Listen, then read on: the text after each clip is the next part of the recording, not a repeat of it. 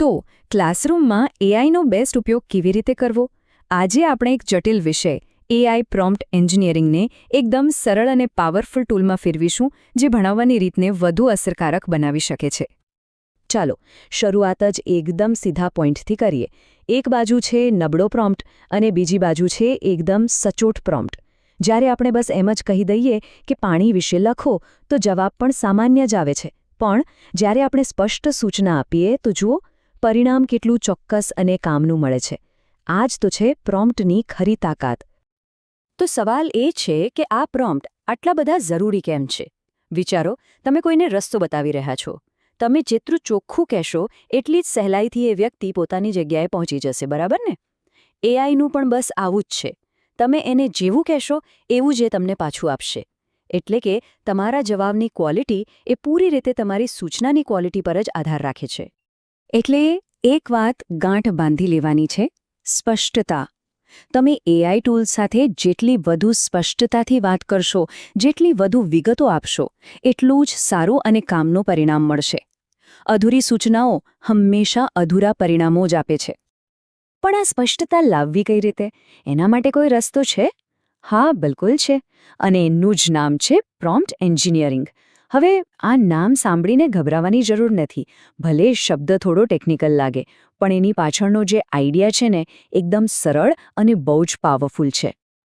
જો આપણે એને વ્યાખ્યાની રીતે જોઈએ તો પ્રોમ્પ્ટ એન્જિનિયરિંગ એટલે એઆઈને એવી રીતે સૂચનાઓ આપવાની એક મેથડ જેથી એ આપણને એકદમ સચોટ, ઉપયોગી અને આપણે જેવું ઈચ્છીએ છીએ એવા જ જવાબો આપે. આ કોઈ અટકળ નથી, પણ એક સિસ્ટમ છે. એઆઈ સાથે પદ્ધતિસર વાતચીત કરવાની રીત. પણ ચાલો આને હજી વધુ સહેલું બનાવીએ. સાવ સાદી ભાષામાં કહીએ તો પ્રોમ્પ્ટ એન્જિનિયરિંગ એટલે બીજું કંઈ નહીં પણ એઆઈને બરાબર સમજાવવાની કળા, કે આપણને જોઈએ છે શું. બસ એકદમ સ્પષ્ટ વાતચીત જેમાં કોઈ કન્ફ્યુઝન ના હોય. તો પછી એક પરફેક્ટ પ્રોમ્પ્ટ બનાવવો કઈ રીતે? એનો કોઈ ફોર્મ્યુલા છે? સારી વાત એ છે કે હા, એના માટે એક ફ્રેમવર્ક છે. ચાલો હવે આપણે 5 મુખ્ય ભાગો જોઈએ જે દરેક વખતે એક અસરદાર પ્રોમ્પ્ટ બનાવવામાં આપણને મદદ કરશે. આને આપણી ગાઈડબુક સમજી લો. તો આ 5 સ્ટેપ્સ છે. પહેલું ભૂમિકા, બીજું કાર્ય, ત્રીજું સંદર્ભ, ચોથું ફોર્મેટ અને પાંચમું ભાષા અથવા તો શૈલી. બસ આ 5 વસ્તુઓ યાદ રાખશો ને તો એઆઈ પાસેથી મળતા પરિણામોમાં જમીન આસમાનનો ફરક જોવા મળશે. ચાલો આ પાંચેયને જરા ઊંડાણથી સમજીએ. સૌથી પહેલાં ભૂમિકા. આનો મતલબ છે કે એઆઈને કહેવું કે તેણે કોના જેવું બનવાનું છે, જેમ કે એક અનુભવી શિક્ષક. પછી આવે છે કાર્ય, એટલે કે તેણે શું કરવાનું છે એ ચોખ્ખું કહેવું. સંદર્ભ, એટલે કે કોના માટે આ કામ કરવાનું છે.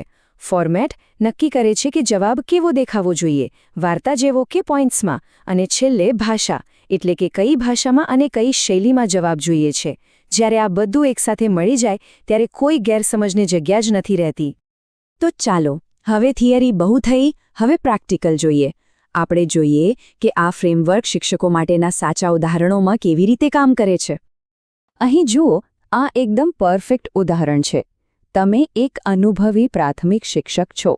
આ થઈ ગઈ ભૂમિકા. પાણી બચાવો વિશે સમજાવો. આ થઈ ગયું કાર્ય. ધોરણ 2ના બાળકો માટે આ છે આપણો સંદર્ભ. નાની વાર્તા સ્વરૂપે એ ફોર્મેટ છે અને સરળ અને રમૂજી ગુજરાતીમાં એ આપણી ભાષા અને શૈલી. જોયું, 5 ઘટકો અહીં બરાબર ગોઠવાઈ ગયા છે. અને આ જ પાવરફુલ ફ્રેમવર્કનો ઉપયોગ બીજા કામ માટે પણ કરી શકાય છે. જેમ કે કોઈ વિડિયો સ્ક્રિપ્ટ બનાવવી હોય. અહીં આપણે ફક્ત ફોર્મેટ બદલ્યું છે, વાર્તામાંથી વિડિયો સ્ક્રિપ્ટ કરી નાખ્યું, પણ જે મૂળ સિદ્ધાંતો છે એ તો એના એ જ રહે છે. આ જ તો આ ટેકનિકની મજા છે. અને હા, આ સિદ્ધાંતો ખાલી લખાણ માટે નથી, એ ઇમેજ બનાવવા માટે પણ એટલા જ કામના છે. અહીં પણ આપણે એ જ વસ્તુ કરી રહ્યા છીએ. સ્પષ્ટતા. આપણે દ્રશ્ય, ક્રિયા, નાની નાની વિગતો અને શૈલી બધું જ જણાવી રહ્યા છીએ. અને પરિણામ? એઆઈ બરાબર એ જ કલ્પના કરે છે જે આપણા મનમાં છે. સારું, આ બધું શીખવા માટે જેટલું જરૂરી એ જાણવું છે કે શું કરવું, એટલું જ જરૂરી એ પણ જાણવું છે કે શું ન કરવું. અને છેલ્લે એક ગોલ્ડન ટેપ. લોકો સામાન્ય રીતે કઈ ભૂલો કરે છે? એક તો પ્રોમ્પ્ટ બહુ જ ટૂંકો કે અસ્પષ્ટ હોય. કોના માટે છે એ કહેવાનું ભૂલી જાય. કઈ ભાષામાં જોઈએ છે એ ના લખે અથવા તો કેવા ફોર્મેટમાં જવાબ જોઈએ છે એ જ ના જણાવે. પણ હવે જ્યારે આપણી પાસે આ 5 ભાગનું માળખું છે ત્યારે આ બધી ભૂલોથી બચવું એકદમ સહેલું છે. અને હવે સૌથી મહત્વની વાત, જો આખા વિશ્લેષણમાંથી એક જ વાત યાદ રાખવી હોય તો એ આ છે: એઆઈને એક શિક્ષક તરીકે નહીં પણ એક હોશિયાર વિદ્યાર્થી તરીકે જુઓ. એને સમજાવો, એને ગાઈડ કરો અને પછી જુઓ, એ તમને એક માસ્ટરની જેમ જવાબ આપશે. આ એક નાનકડો વિચાર બદલવાથી બધું જ બદલાઈ જશે. તો યાદ રાખજો, એઆઈ એક બ્રાઇટ સ્ટુડન્ટ છે અને તમે એના ટીચર છો. આ પાવરફુલ ટૂલથી ક્લાસરૂમમાં કેટલી બધી મદદ મળી શકે છે એની કોઈ સીમા નથી. તો હવે સવાલ એ છે કે તમારો પહેલો માસ્ટર પ્રોમ્પ્ટ કયા પાઠ માટે હશે? વિચારો, શક્યતાઓ અનંત છે.